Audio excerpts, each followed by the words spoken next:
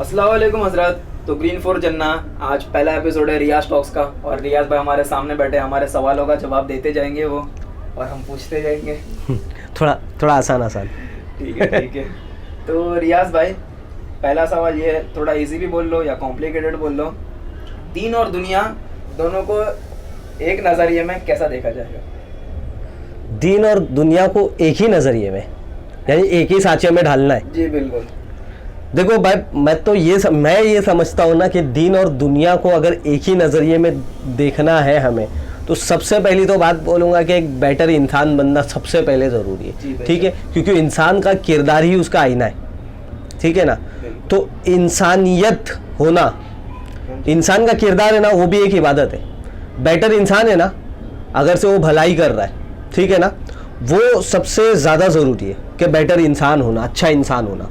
ये उसके अंदर वो अपने आप में ही एक इबादत है। ठीक है ना, ये भी कोई इबादत से कम नहीं है कि अच्छा इंसान होना। सिर्फ नमाज रोज़ा हज ज़कात ये तो इबादत है, लेकिन एक बेहतर इंसान होना वो सबसे ज़्यादा ज़रूरी है। ये भी ईमान का एक हिस्सा है। क्यों? क्योंकि हम लोग है ना, हमारी ज़ात से, हम मुसलमान हैं, हमारी ज़ात से किसी को भी किसी भी तरीके की कोई तकलीफ़ नहीं होना चाहिए।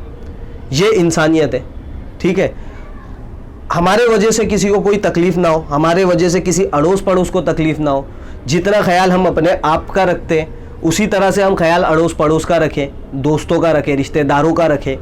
ये एक दीन और दुनिया के बीच की एक चीज़ है। ये चीज़ एक सबसे पहले ज़रूरी है, मैटर करती है कि अच्छा इंसान होना। ठीक है ना, अब ये नहीं ज़रूरी कि आप सिर्फ नमाज ही पढ़ रहे हो, इबादत कर रहे हो, लेकिन आपके अंदर इंसानियत है ही नहीं, तो फिर वो उस बात का भी कोई मतलब नहीं बनता कि आपके अंदर क्या नहीं है, इंसानियत नहीं है। कि आप नमाज तो पढ़ रहे हो लेकिन आप लोगों के साथ में जुल्म कर रहे हो, तो फिर ये भी गलत है, इसकी भी पकड़ है। तो अब ये भी नहीं कि आप भलाई कर रहे हो लेकिन इबादत नहीं कर रहे हो, तो वो भी कहीं ना कहीं दोनों एक दूसरे से ना मेल खाना चाहिए, दोनों चीज़ें मिक्स होना चाहिए कि इंसानियत भी हो आपके अंदर। जो मैंने बोला ना, इंसानी एक सबसे बड़ा किरदार है। इंसानियत का किरदार जिसके अंदर है ना, तो वो फिर ईमान वाला है, उसके अंदर ईमान है, तभी वो उसके अंदर इंसानियत है, उसके अंदर मोहब्बत है, उसके अंदर पीस है। ठीक है ना, तो हमको ये चीज़ को ध्यान देना है कि किसी की भी दिल आज़ारी करने से सबसे पहली चीज़ तो ना ये डरना है कि किसी का, हमारे वजह से किसी का दिल ना दुखे। क्योंकि किसी का दिल दुखता है ना तो तकलीफ़ होती है, क्योंकि वो है ना उसके वजह से ना फिर क्या होता है मालूम, अल्लाह सुब्हानहू ताला नाराज़ होता है। जब किसी का हम दिल दुखाते ना, दिल तोड़ते, तो हमको अपनी ज़बान पर है ना हमेशा ये दुआ करने का, अल्लाह ज़बान मेरी हो लेकिन कंट्रोल इस पर तेरा हो। क्यों? क्योंकि हम लोग है ना फ्लो में ना बहुत कुछ बोल जाते हैं लोगों को, तो उससे क्या होता है मालूम है कि किसी की दिल आज़ारी हो जाती, तो फिर उससे क्या होता है, अल्लाह सुब्हानहू ताला नाराज़ हो जाता है। हमको लगता नहीं है, हमको अरे कुछ नहीं, मजाक नहीं भाई। जब हम किसी का दिल दुखाते हैं ना तो अल्लाह ताला नाराज़ होता है।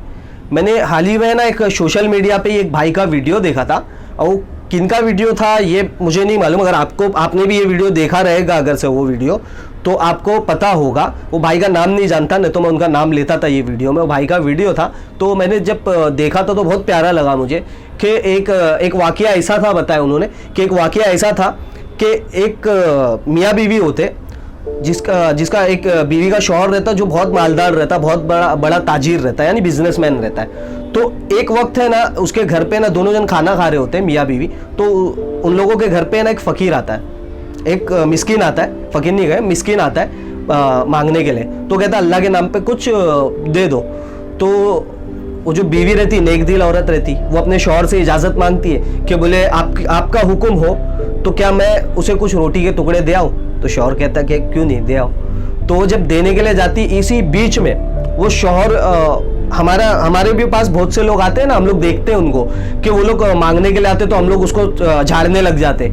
ये नहीं कि हम दे दे, ठीक है आपके पास नहीं, आप मना कर दो, लेकिन हम लोग क्या करते हैं, झाड़ने लग जाते हैं। अरे यार हाथ पैर तेरा सलामत है, सब कुछ हट्टा खट्टा है, खा नहीं सकता क्या कमा के? भाई है तुम्हारे पास, दे दो, नहीं है तो छोड़ दो, माफ करो, बोलो, खत्म हो गई कहानी। अब उसके ऊपर लेक्चर देने की जरूरत नहीं, क्योंकि अल्लाह नाराज होता है। ठीक है ना, कौन किस मजबूरी में मांग रहा है वो उसको मालूम है। ठीक है ना, हम उस पर जज नहीं कर सकते कि तेरा हाथ पैर हट्टा कट्टा है, तू तेरा हाथ पैर सलामत है, तू कमा के नहीं खा सकता। तो उसी तरह से उस शख्स ने भी बोलना चालू किया कि यार हट्टे कट्टे हो गए यार, काम धंधा नहीं कर सकते क्या, ऐसा मांग के खा रहे हो, ऐसा वैसा ये वो।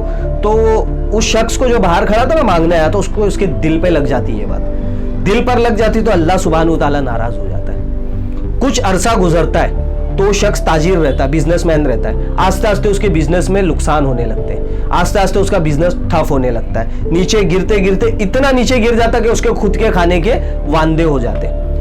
तो वो एक दिन अपनी बीवी से कहता कि एक काम कर, अब तो मुझ पर मेरा ही खर्चा भारी है, मैं अपने आप का ही खर्चा नहीं संभाल पा रहा हूं, तो अब मैं तुझे कहां से खिलाऊंगा, तो बेहतर ये है तेरे लिए कि मुझसे तलाक ले ले और अपने घर चला जा, कम से कम 2 वक्त की रोटी तो तू वहां खाएगी सुकून से। अब मेरे पास तो कुछ बचा ही नहीं ना, मैं अब खुद को खिला सकता हूं, तो तुझे अब कहां से खिलाऊं। तलाक दे देता है, अपने घर जाती है वो।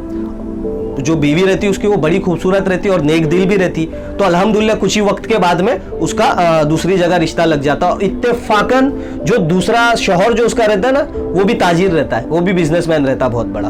तो उसके घर जाती है तो कुछ वक्त के बाद में सेम वाकया वहां भी पेश आता है कि ये लोग खाना खा रहे होते हैं, एक मिस्किन आता है दरवाजे पे, ठोकता है कि अल्लाह के नाम पे कुछ दे दो।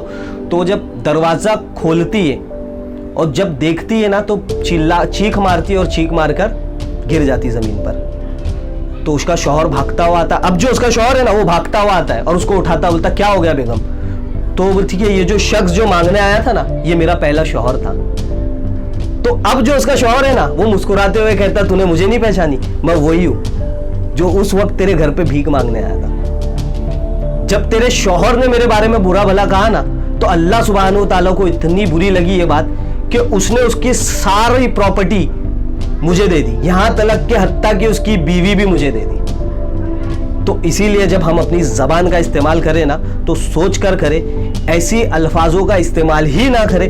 क्या मिलने वाला, कुछ मिलने वाला ना, पैसे मिलने वाले ना कुछ। तो अपने अल्फाजों को सोच समझ के और बड़े प्यार से इस्तेमाल करें।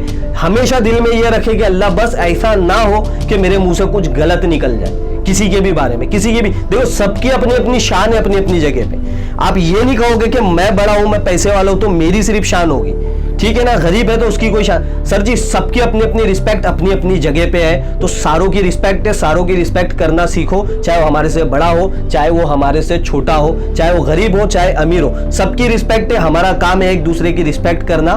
तो बस आज इसी के साथ मैं आपसे विदाई चाहूंगा।